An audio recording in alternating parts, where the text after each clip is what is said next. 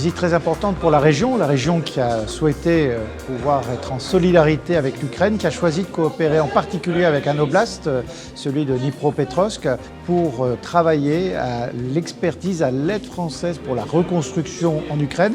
Ça se fait évidemment en lien avec les collectivités locales, la région de France, mais aussi avec les entreprises de la région qui ont des savoir-faire à apporter pour pouvoir préparer et réaliser la reconstruction en Ukraine, parce qu'il faut le dire, la reconstruction en Ukraine, c'est maintenant.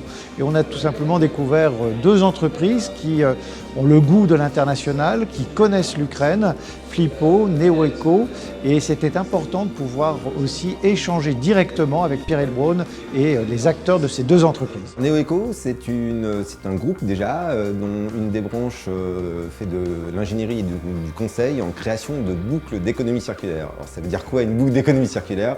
C'est de partir d'une matière usagée, que certains pourraient appeler déchets, mais en fait, pour nous, on va regarder le potentiel. Donc d'abord, on va la caractériser de manière assez précise. Et ensuite, on va surtout essayer de les réinsérer dans l'économie classique, concrètement sur le terrain. Donc si on prend l'exemple de l'Ukraine, c'est de dire comment on va déconstruire le bâtiment. Donc on parle de déconstruction, pas de démolition, puisqu'on va plutôt démonter le bâtiment, les fenêtres avec les fenêtres, le béton avec le béton, les briques aussi. Et on va séparer au maximum dès le début, de telle manière que chaque typologie de matière usagée puisse retrouver une filière d'utilisation maximale en termes d'économie.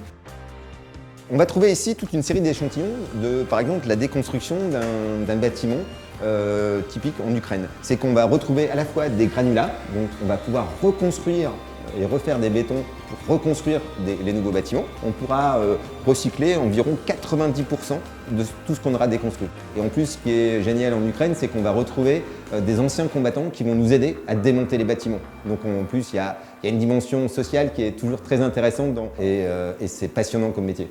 Et nous allons aussi avoir un moment avec toute une autre série d'entreprises qui s'interrogent justement sur la manière d'appréhender. Aller participer à la reconstruction de l'Ukraine, ça peut faire peur.